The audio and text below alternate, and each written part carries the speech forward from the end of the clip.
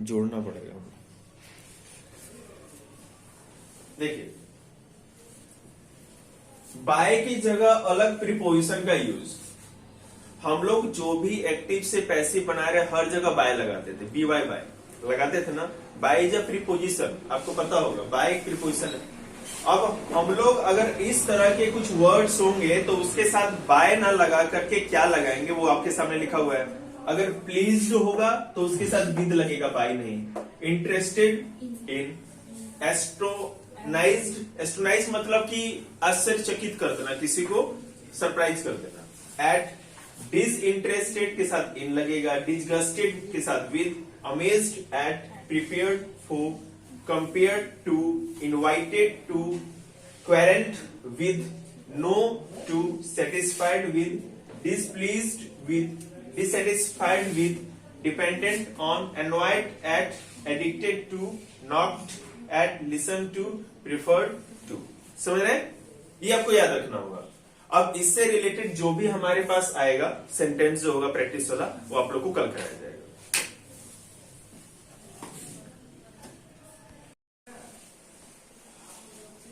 देखिए, active passive voice का तीसरा वीडियो है। हम लोग तीसरे में क्या कर रहे हैं देखिए। पहले से मैंने रेडी कर दिया है। एक रूल है, रूल 8। रूल 8 कहता है कि अगर कोई सेंटेंस लेट से स्टार्ट होता है तो उसका स्ट्रक्चर कुछ ऐसा होता है, जैसे let plus direct object plus be plus verb का third form plus by plus indirect object. सुन के आपको लगा कि क्यों सर बोल रहे हैं, इसलिए बोल रहे हैं कि आपको याद रखना ही नहीं है, मैंने फॉर्मेलिटी के लिए लिख दिया। हम सीधे एक्टिव पैसिव वॉइस सीखने का एकमात्र तरीका केवल एक्टिव वॉइस देखेंगे और वो किस तरह से बन रहा है, बस उस चीज की प्रैक्टिस करेंगे, ऑटोमेटिक बन जाएगा। रूल याद करने की जरूरत नहीं है, रूल याद करेंगे रहेगा ही नहीं। Late me do this work कह रहे हैं ना, late me do this work, मुझे ये काम करने दो, ठीक है। तो let this work be done by me, late this work, ये तो एक्टिव पैसिव वॉइस का नॉर्मल सा बेसिक है कि जो ऑब्जेक्ट होता है वो सब्जेक्ट बन जाता है पैसिव में, है ना। तो लेट का लेट रहने देंगे, दिस वर्क, तो लेट दिस वर्क, अब बी लगाना है केवल हमको खुद से, है ना। स्ट्रक्चर में बी वर्ब का थर्ड फॉर्म, तो डू का हमने कर दिया डन, ठीक है। देखिए इसको और अच्छे से समझाऊं मैं। यहां पे जो डू है ये वर्ब का फर्स्ट फॉर्म है, हमने इसको थर्ड फॉर्म में बदला। यह है हमारा ऑब्जेक्ट, इसको बनाया हमने सब्जेक्ट, लेट का लेट ही रहने दिया, बात समझ रहे हैं, और एक बाई लगाया और भी। तो अगर कहा जाए let me do this work, तो let this work be done by me, ठीक है। ओके, दूसरा रूल लाइन। तो अब लेट से, लेट मतलब कि कोई चीज को है ना बने के प्रपोज करना, मतलब कि बताना कि हाँ चलो मैं ये करता हूं, प्रस्ताव रखना, ऐसा होता है ना। तो हम उसको इसी तरह के स्ट्रक्चर पे बनाएंगे, ठीक है।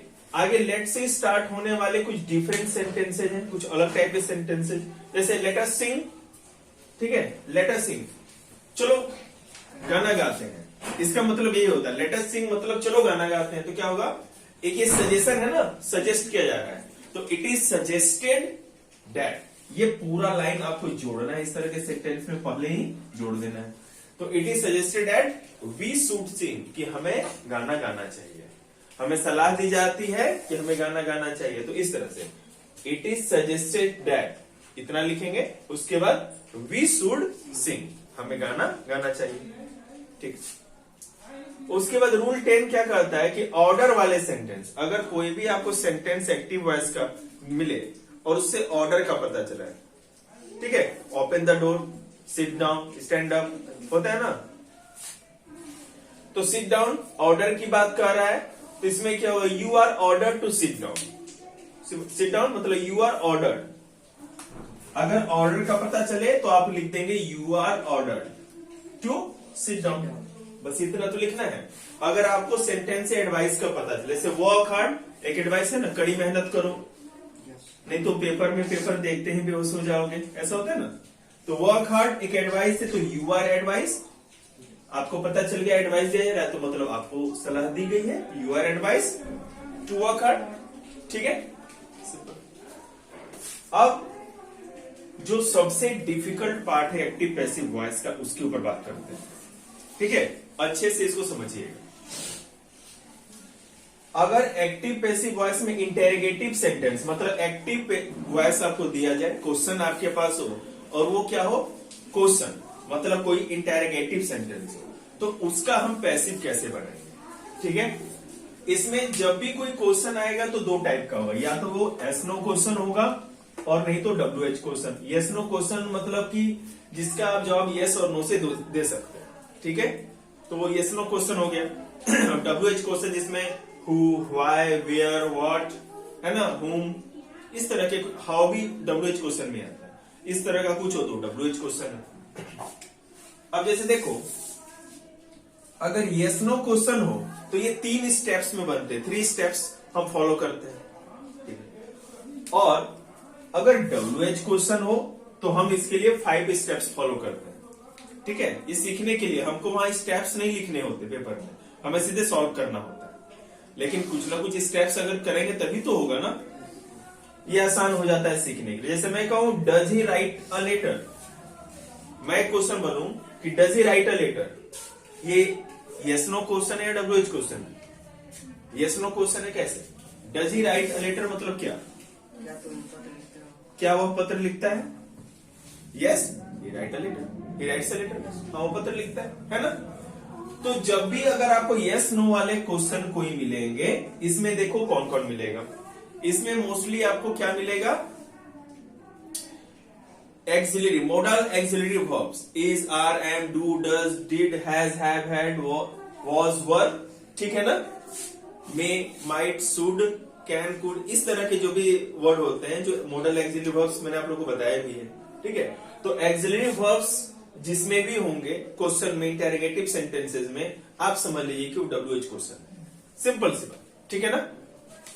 अब इसको बनाते 3 स्टेप्स लगेंगे। तो पहला स्टेप्स है does he write a letter, ये है कि इंटेरोगेटिव सेंटेंस, हम इसको पहले एफर्मेटिव वर्ब में बना देंगे। एफर्मेटिव मतलब सिंपल कर देंगे, ना तो नॉट रहेगा ना तो क्वेश्चन।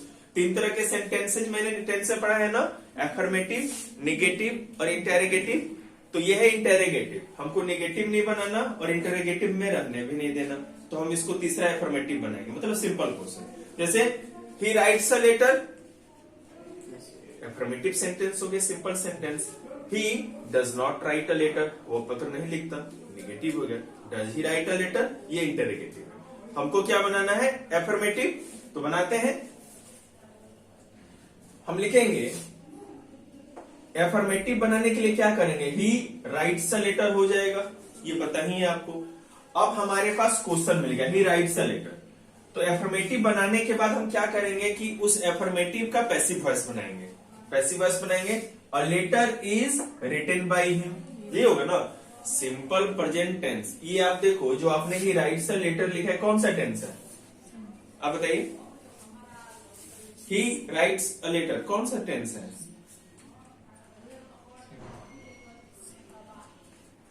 पापा का इंस्ट्रक्शन मानना पड़ेगा, आप बताइए सर।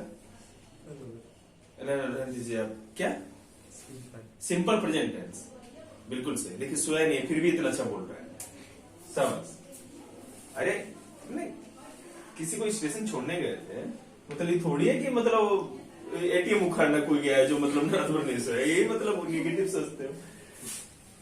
तो ये सिंपल प्रेजेंट टेंस है। सिंपल प्रेजेंट टेंस का हमको पैसिव वॉइस बनाना है, आपको पता ही है, a letter is written by him, हो गया। जैसे ही हमने सबसे पहले इंटेरोगेटिव का एफर्मेटिव बनाएंगे, उस एफर्मेटिव का पैसिव बना देंगे। पैसिव बनाने के बाद काम खत्म हो जाता है, उसके बाद यहीं से हमारा ये सॉल्व हो जाएगा।